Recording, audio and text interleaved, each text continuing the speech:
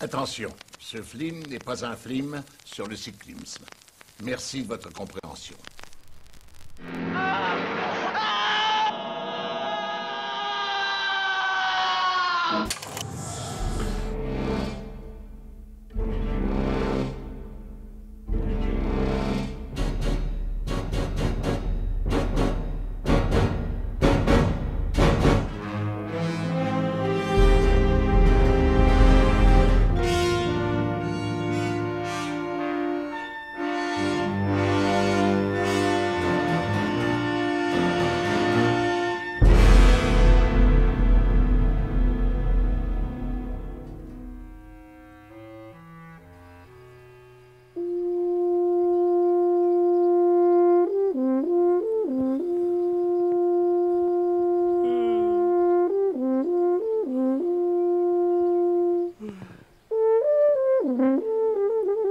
C'est bien toi qui m'as réveillé avec cette saloperie de clairon? Oh non, non, non, non, c'est impossible, monsieur. Ce truc, c'est pas un clairon, c'est un corps de chasse. Va t'entraîner ailleurs, ou je te le fais bouffer en salade. Très bien, je vais le ranger, je vais le ranger. Inutile de vous exciter. J'aimerais profiter de ce petit coin de nature pour vous parler d'un film en complète roue libre. Avertissement. Toute ressemblance avec un grand requin blanc célèbre est forcément involontaire. Post-scriptum. Le visionnage du présent documentaire n'est pas sans risque. En effet, une malédiction pourrait s'abattre sur la tête de ses spectateurs. Un homme averti vaut mieux qu'une voiture sans conducteur. En 1971, le producteur exécutif d'Universal, George Eckstein, découvre une nouvelle dans le magazine Playboy qui s'appelle Duel. Elle est écrite par Richard Matheson, un auteur qui est déjà éminemment célèbre pour avoir notamment écrit le fameux I Am Legend qui donnera naissance à plusieurs adaptations au cinéma. Il trouve cette nouvelle tellement intéressante qu'il contacte Richard Matheson et lui demande d'en faire une adaptation pour le Movies of the Week, un téléfilm hebdomadaire pour la chaîne ABC dont il a la charge. ABC presents an original motion picture produced especially for the Movie of the Week. En parallèle, à la même période, dans les studios Universal, on a Steven Spielberg, un jeune réalisateur de 24 ans, qui a été pris sous contrat par Sid Sheinberg, le patron d'Universal. Il a un contrat de 7 ans, il a déjà réalisé des épisodes pour des séries, notamment Night Gallery de Rod Serling et le premier épisode de Columbo, et il aimerait passer la vitesse supérieure, puisqu'évidemment il a une folle envie dévorante de réaliser un vrai premier long métrage et qui ne soit pas issu d'une anthologie ou d'une série. Et il croise une secrétaire avec qui il s'entend bien dans les bureaux d'Universal qui lui conseille vivement de lire Duel, cette nouvelle de Richard Matheson, adaptée par Richard Matheson et que George Eckstein aimerait tourner pour son Movies of the Week. À partir de ce moment-là, Steven Spielberg fait des pieds et des mains vers Eckstein pour que ce dernier lui confie la mise en scène de ce téléfilm parce qu'il s'en sent tout à fait capable. Banco, puisque Duel est un véritable carton lors de sa diffusion sur ABC, à tel point que Universal songe à le sortir en salle. Pour cela, il demande à Steven Spielberg de tourner des scènes additionnelles afin d'arriver à un film d'1h30. Les téléfilms Universal à cette époque durent 1h10. Le film sort dans une exploitation salle et est montré dans différents festivals, notamment au premier festival d'Avoriaz, où il obtiendra le Grand Prix. Devant ce succès, ABC mandate Universal Television de lui proposer un autre téléfilm sur la même ambiance, avec une machine démoniaque, une ambiance un peu désertique, et ce sera Killdozer. Killdozer, non je ne plaisante pas, Killdozer ça existe bien, et comme son nom l'indique, eh bien c'est un bulldozer qui va s'attaquer à des gens, à des innocents, sauf que ce bulldozer eh bien, a été frappé par une météorite qui le rend démoniaque.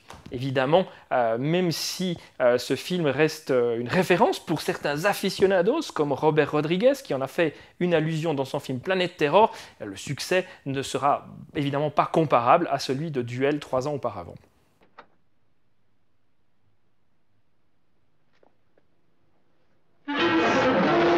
Une année suivante, 1975, Steven Spielberg, qui est passé au cinéma avec Sugarland Express, tourne son deuxième long métrage qui sera le carton absolu non seulement de l'été 1975, mais qui créa le buzz, ça ne s'appelait pas encore comme ça, en créant finalement une espèce de sous-genre qui n'en est pas, c'est le blockbuster de l'été. Le film, c'est évidemment Les Dents de la Mer.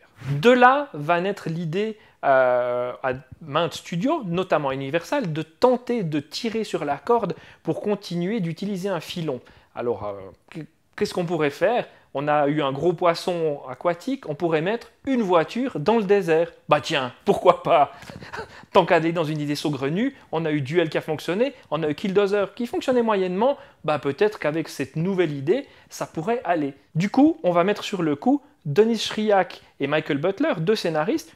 Le seul problème, c'est que ces 2 scénaristes voient mal comment ils pourraient intégrer dans un film une voiture avec un chauffeur qui commence à tuer au hasard des gens dans une zone désertique. Ils en parlent à leur agent, qui leur trouve l'idée. La voiture n'aura pas de conducteur, elle sera une entité du mal. Bah tiens donc, l'exorciste a cartonné, la malédiction aussi, un requin finalement, ça n'a pas vraiment de personnalité, pourquoi pas une voiture qui se déplace toute seule? On a eu un amour de coccinelle, chez Disney, la voiture était très sympa, bah pourquoi pas tenter de faire l'inverse avec une voiture pas très sympathique.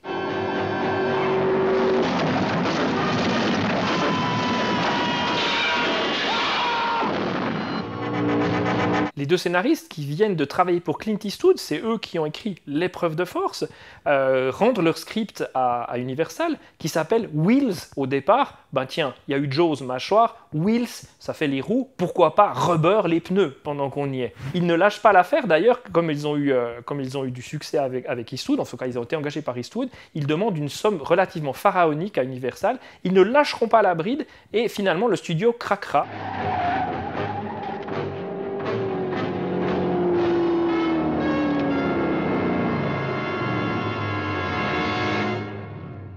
Universal va chercher un réalisateur de western qui s'est déjà démarqué clairement dans le genre, Elliot Silverstein, auteur entre autres d'Un homme nommé Cheval et de Cat Ballou, une comédie western, son premier film. Tout ça pour réaliser un film qui s'appelle encore Wheels.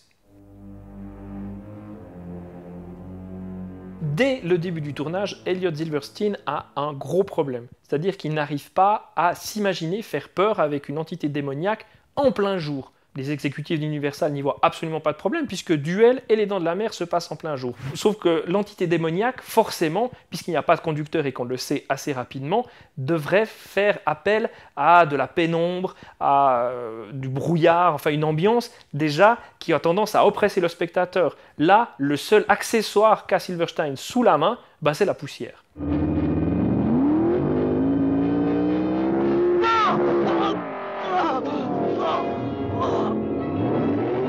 Du coup, tout prétexte va être bon pour laisser la voiture surgir hors de la poussière ou de la laisser se déplacer juste en surface de la poussière.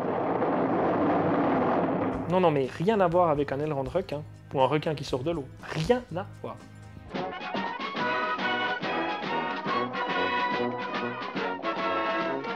La scène de la répétition de la fanfare, qui arrive après une trentaine de minutes de film, est tout à fait symptomatique de cette non-appartenance avec les dents de la mer, enfin des deux. On y voit un attroupement d'enfants, de mères de famille, et comme par hasard, qu'est-ce qu'on a? Un flic posté sur un mirador en train de surveiller au cas où il se passerait quelque chose. Et soudain, la voiture attaque. Rien à voir avec les dents de la mer. Non mais je vous dis, rien à voir.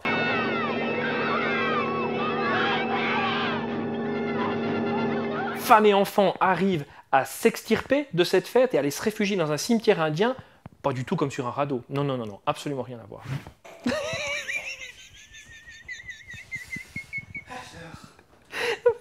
Ah, j'espère que vous êtes prêts! Et on avance, mon Dieu, on est encore en route! Qu'est-ce que vous foutez? Escamots est arrivé au canyon! Pour tenir le rôle du chef Brody, du policier local qui doit se débattre avec du désert, des motos et une voiture démoniaque, on va chercher James Brolin. James Brolin qui à ce moment-là est le mari de Barbara Streisand, qui a déjà une carrière, qui a tourné dans un téléfilm excellent pour Universal, qui s'appelle Danger Doberman, un film qui n'est évidemment pas à la hauteur de Duel par exemple, mais qui mérite largement qu'on le redécouvre, et qui tournera la même année Capricorn One, un film de science-fiction, si ce n'est anticipatoire, en tout cas réaliste, et qui reste d'une cruelle actualité 40 ans après sa sortie. Le rôle qu'il obtient dans The Car l'amènera inévitablement à tourner 2 ans après dans le fameux Amityville, la maison du diable, aux côtés de Margot Kidder, sous la caméra de Stuart Rosenberg. Mais passé ce cap, James Brolin partira un peu dans les méandres de l'indifférence, puisqu'on le verra beaucoup moins. La relève sera prise par son fils, Josh Brolin, qui, comme par hasard, est à l'affiche de Planète Terreur de Robert Rodriguez.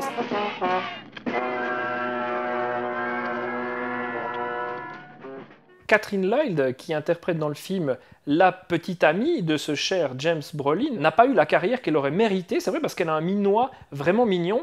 Elle a joué l'année précédente dans le film Missouri Breaks d'Arthur Penn, déjà un film qui se passait dans les zones désertiques. C'est peut-être ça qui finalement a convaincu Elliot Silverstein de lui confier un rôle important dans The Car.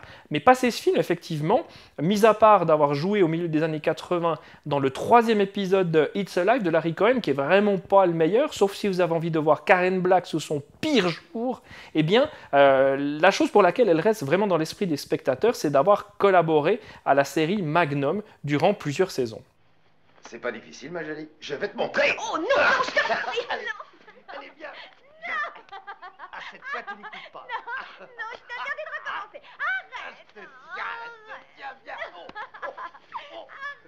Les deux filles de James Brolin sont incarnées par Kyle et Kim Richards, deux comédiennes dont le nom ne dit pas grand-chose aux spectateurs, même à nous qui avons préparé ces bonus, mais par contre, elles sont éminemment célèbres. Pourquoi ? Parce que ce sont les deux tantes de Paris Hilton. Alors là, tout d'un coup, ça fait monter la réputation de 3 crans. En parallèle à The Car, eh bien, elle tourne dans plusieurs épisodes d'une série indécrottable qui tourne en boucle sur les chaînes de télévision depuis des dizaines d'années, La petite maison dans la prairie de Michael Landon. Puis à côté de cette guimauve chantilly, eh bien, elle tourne pour John Carpenter pendant qu'une arpente les rues d'Halloween, eh bien l'autre mange une glace dans Assaut. Excusez du peu, c'est peut-être les deux films les plus prestigieux dans lesquels on les voit furtivement, mis à part The Car où elles ont vraiment un rôle relativement conséquent. Allez, les gosses, tout le monde en selle. Et au boulot. Dis, papa, pourquoi elle se sauve toujours avant qu'on soit levé? Après avoir arpenté les plateaux de cinéma et de télévision pendant des dizaines d'années pour des centaines de prestations dans des films, des téléfilms, des séries télévisées, Kyle et Kim Richards mettent un terme à leur carrière pour rejoindre une émission de télé-réalité hautement philosophique et qui élargit notre culture, si ce n'est générale, au moins géographique, The Real Housewives of Beverly Hills, une émission dans laquelle on va voir de vrais gens avec de vrais problèmes. Tu es toujours satisfait quand je fais la cuisine? Ça va encore, à condition que tu évites les choux de Bruxelles. Mais qu'est-ce qu'il fait? Il est dingue! Découverte dans le Marnie d'Alfred Hitchcock en 1964, Melody Thomas Scott joue la première victime de l'infernale bagnole. Mais rien à voir encore une fois avec Les Dents de la Mer puisque elle est sur un vélo, puis surtout, elle est habillée. L'année suivante, elle jouera dans un autre film de genre, alors éminemment plus référentiel que The Car, Piranha, de Joe Dante, mais qui n'a non plus rien à voir avec Les Dents de la Mer, où elle se fera bouffer tout cru assez rapidement. Se disant que mourir devant la caméra, c'est assez fun, mais ce n'est pas forcément un gage de longévité pour sa carrière, Melody Thomas Scott signe l'année suivante un contrat pour une série débutante, Les Feux de l'amour. Eh bien, à l'heure actuelle, en 2018, non seulement la série existe encore, mais elle est toujours au générique.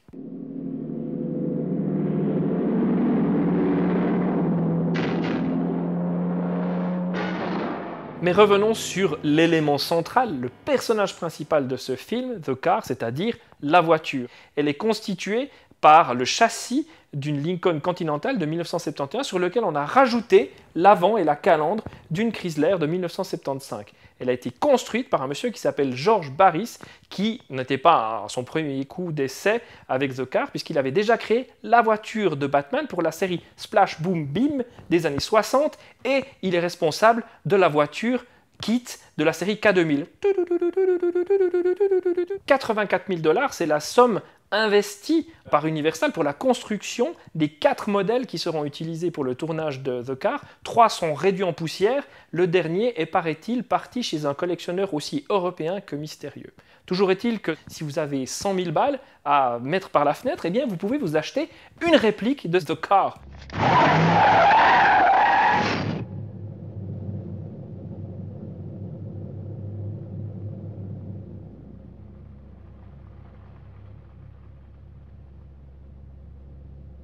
Guillermo del Toro en possède une, mais la sienne n'a pas été construite en résine par George Barris, mais par son propre frère en métal. Ça lui a pris 4 ans, et pour la petite anecdote, Guillermo del Toro s'amuse à dire qu'avec une voiture en métal, c'est beaucoup plus facile d'entrer dans une cuisine.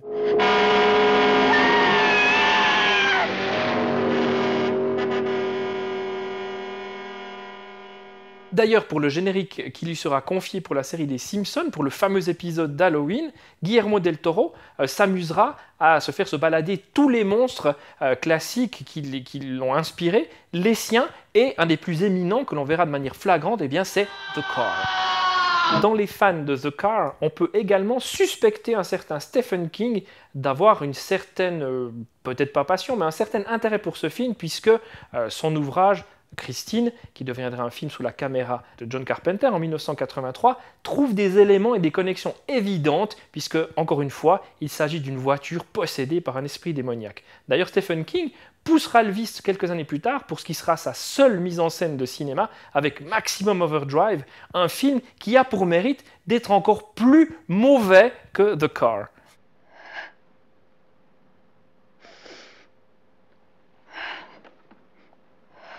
Ceci est évidemment une boutade, puisque The Car, malgré ses faiblesses, est un film éminemment sympathique. D'ailleurs, John Landis, autre réalisateur éminemment connu de Blues Brothers, Le Loup-garou de Londres, a déclaré The Car comme étant le film le plus génialement stupide de l'histoire du cinéma.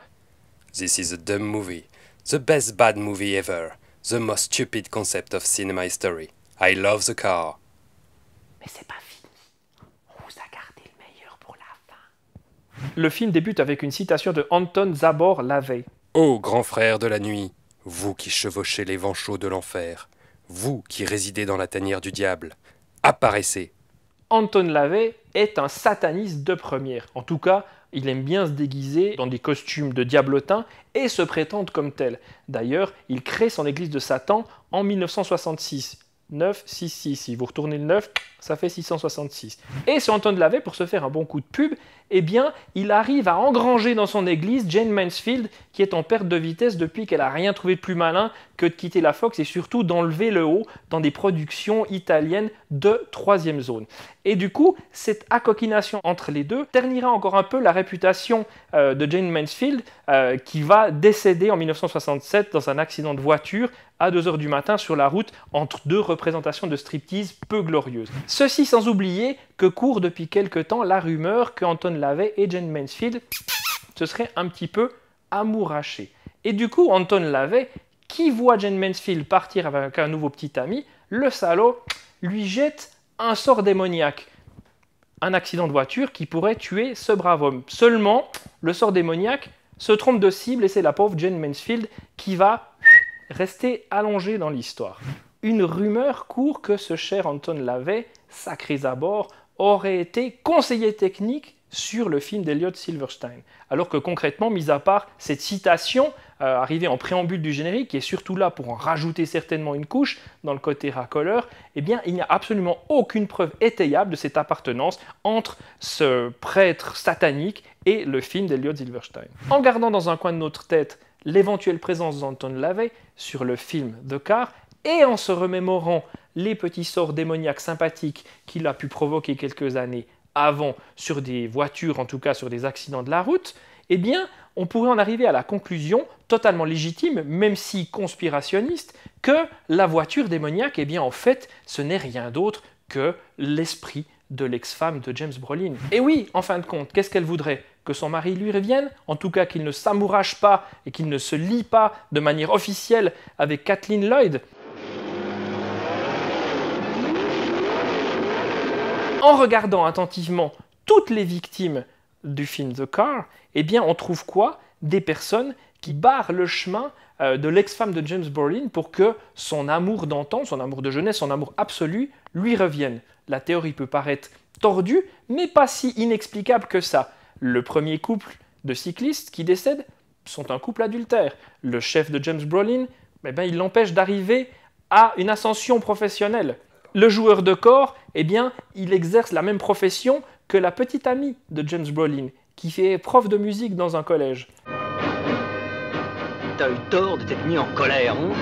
Et puis, eh bien, cette dernière, évidemment, est l'obstacle ultime qui sera éradiqué de la carte après avoir été transpercé par une voiture qui est passée à travers un mur, a traversé une cuisine et a tué une femme qui était au téléphone et qui, plutôt que de bouger et de dire « Ah, tiens, si je me déplaçais d'1 mètre, on m'éviterait », eh bien non, elle attend qu'elle lui défonce la tronche.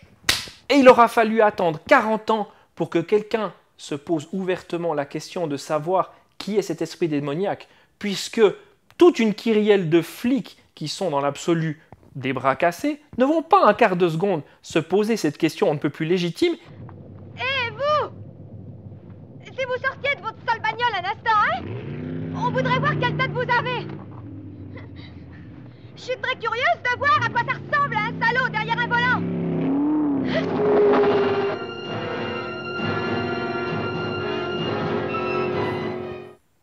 Quoi? J'ai oublié de vous dire un truc.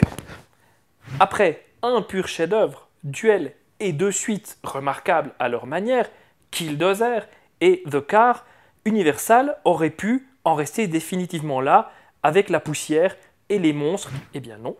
En 1990, on remet le couvert avec le premier long métrage de Ron Underwood, le futur réalisateur de La vie, l'amour, les vaches, un titre pareil, ça ne s'invente pas, très morse, sous-titré en français Les dents de la terre, qui n'avait pas connu un grand succès en salle. Pourtant, cette histoire de bestioles, de grands vers bizarroïdes ressemblant un peu à ceux du Dune de David Lynch, mais en beaucoup plus marrant, a connu un deuxième essor grâce à son exploitation en vidéo. À tel point que le film a connu 5 suites, une série TV et un reboot qui est sur le point d'arriver sur vos petits écrans. Comme quoi, les vers solitaires, qu'ils soient dans votre estomac ou sous la terre, ont un bel avenir.